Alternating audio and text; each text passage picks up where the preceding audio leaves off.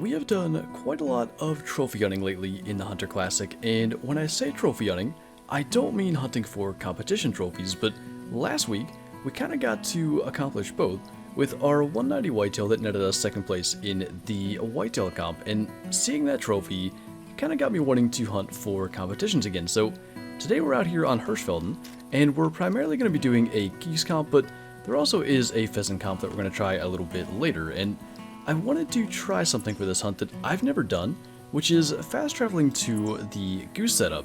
And that doesn't really help us necessarily with the geese specifically, but it may potentially help us with pheasants and other things around. So we're going to be sitting here and hunting geese for who knows how long, I guess about as long as it takes to get a decent number of flocks. And then we're actually going to go and get our pointer and go after the pheasants. So maybe by fast traveling here, that's going to mean we run into pheasants earlier. But in the meantime, we'll get Rocky over here in the goose blind, and we'll wait for some geese.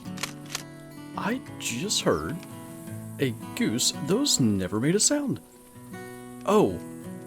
Okay, I know why. I have flock sounds off. I think from hunting on white rime. So, this is not exactly how this was meant to go, but we'll sort of make do. We do have the 12 gauge engraved Maisto today. And I think the competition is technically just for airborne geese. It shouldn't matter whether they are shot with the 22, with the shotgun, or anything else. Actually, I'm pretty pleased so far with our ability to even make these shots. That is a small female. I still am hearing others. Yeah, let me, this is multiplayer because the competition, so they are going to continue to fly. Let's actually get the flock sounds back on. That might help just a little bit. It sounded like there was still another one, like, close. I don't know where that might have gotten to. All things considered, that actually went kind of well. But, yeah, not exactly the smoothest start, I would say. And as these ones are kind of flying over us, we are going to attempt to kind of get caught up. These guys kind of landed beside us, and it was just they were so split up, I wanted to kind of wait, and I was able to spot them, which is a lot better than we did on the previous flock. So at least we kind of knew what we were dealing with. Got that one. If we can get that one out there in the distance, that would be nice, but I know it's not huge. We'll kind of just take a couple shots and maybe call that good. So we do have Rocky with us to retrieve, and after everything that's happened, the amount of geese that are laying around, I'm pretty happy with that. So we'll see if we got anything good. I definitely don't know in the first flock. And in the second flock, the ones we shot are the ones I didn't spot, so there might be something good.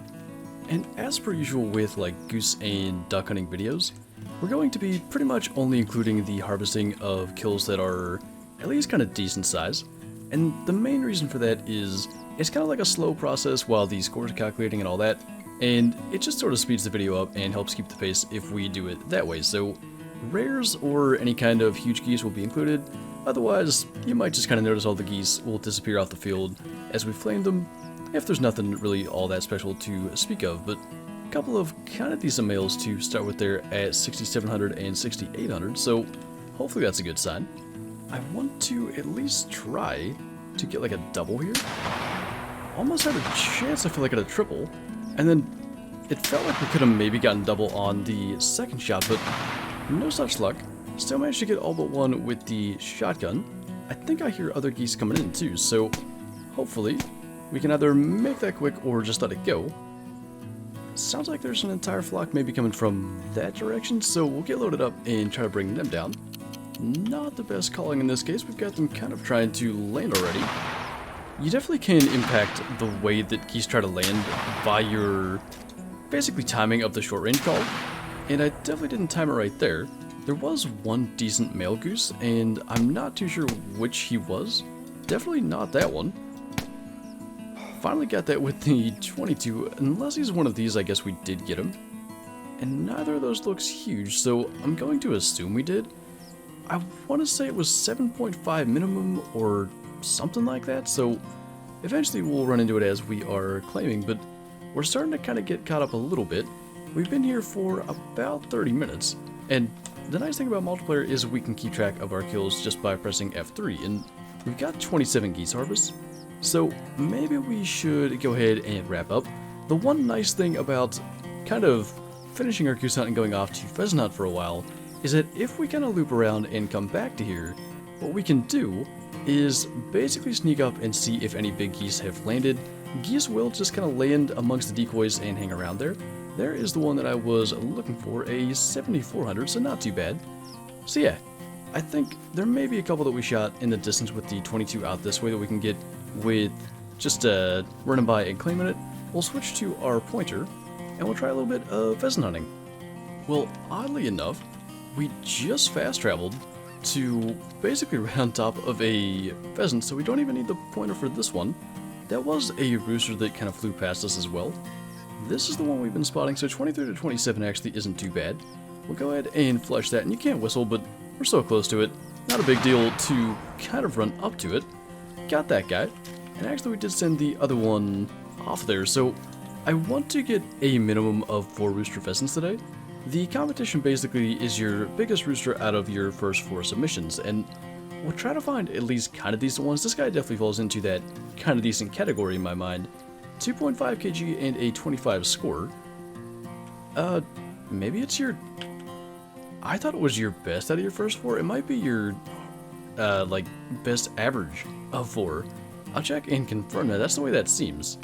Evidently, Radar has found a pheasant somewhere right there in front of him.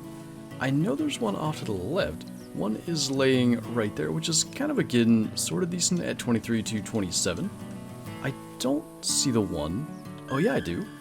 Just behind the cornstalk, so that is a pretty good example of why the pointers can be quite useful. Let's take a look and see what this guy actually is.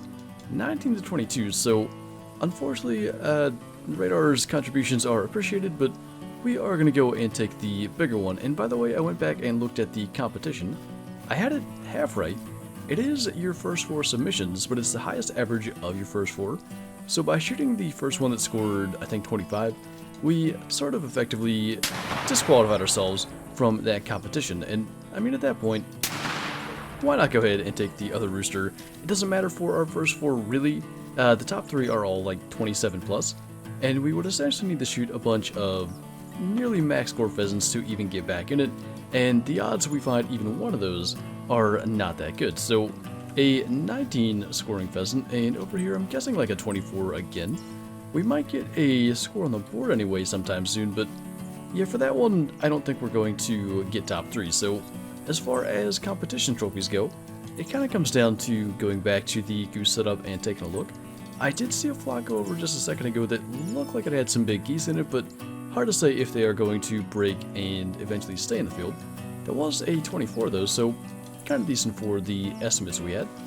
Once again, Radar has kind of indirectly helped us by pointing out a rooster pheasant here, 22 to 25, that is next to a pretty decent one actually over here at, I think, yeah, 24 to 28. So that's going to be the one we go for.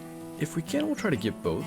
I think maybe flushing from over here is going to be a bit ambitious, but we'll kind of give it a shot and see what happens. So if we whistle now, then I didn't expect him to fly that close to us. We can get that one.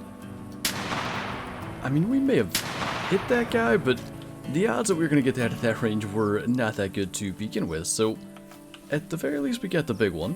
I'm hoping to see at least 26 here, if not 27, but it really just does depend on the tail feather length, and I mean, it looks alright, but he was sort of laying down in the side of the hill, so it was really hard to tell what we were actually working with. 27.2 though. I mean, had we actually... I've never seen them do that death animation after you go into the trophy shop mode, but anyway, if they were all that size, that would get us into first, but unfortunately with the time we have today, no such luck there. I don't know why we can't use the trophy shop poses. It may have had something to do with the fact that it was like flopping around like that. We'll try to do our best.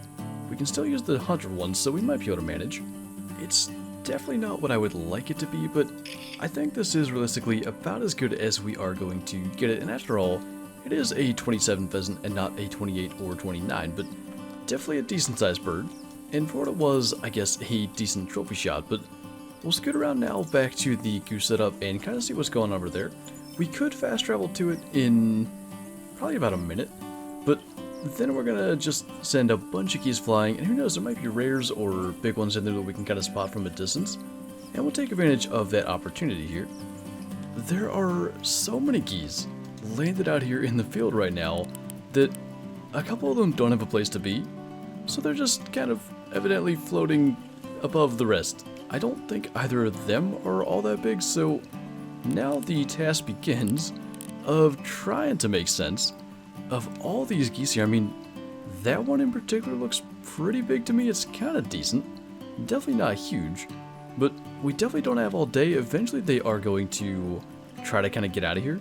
So we'll try to go through. I don't see any rares for sure, but maybe we can determine if there's any big ones. I mean, some of these, they look big and then they end up not being that big. I'm not sure. I do believe the model correlates to like how big they are, but it's kind of a perspective thing when we're looking at this. Like, we're comparing kind of maybe potentially small geese to just average sized geese, and the average ones end up looking pretty big.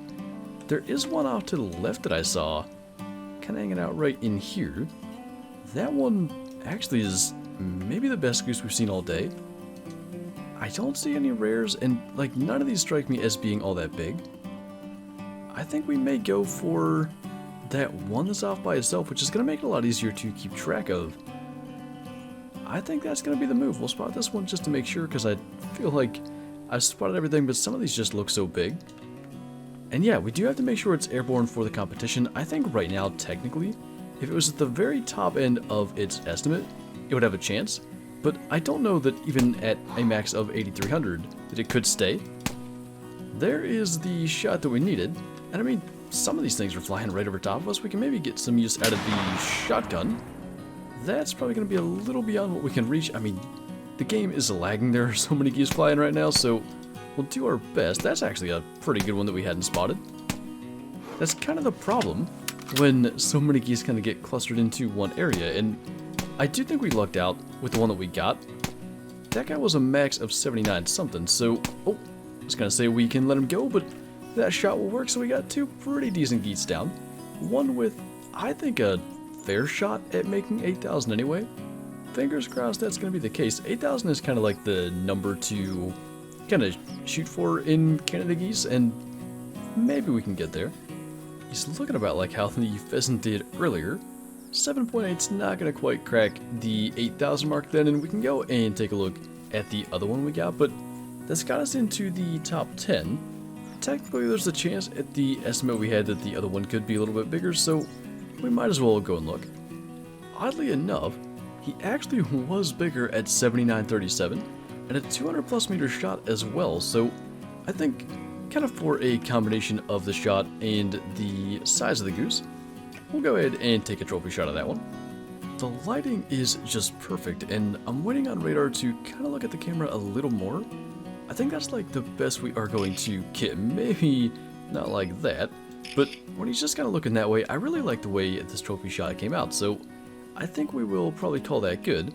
Unfortunately, at a sub 8,000, it's not going to be one to actually tax, but in the end, we actually got a pretty nice pheasant and a pretty nice goose, and no competition trophies, but maybe a little bit to be kind of gained by trying that fast travel strategy to the tent. I'm not sure how much it affected the pheasant hunting, but there were a ton of roosters in a pretty short period of time, so that might be something we experiment with. I did like that, kind of going back and forth, so maybe we'll do that again sometime in the near future. But anyway, that is going to do it for this video, so thank you guys for watching, and I'll see you next time.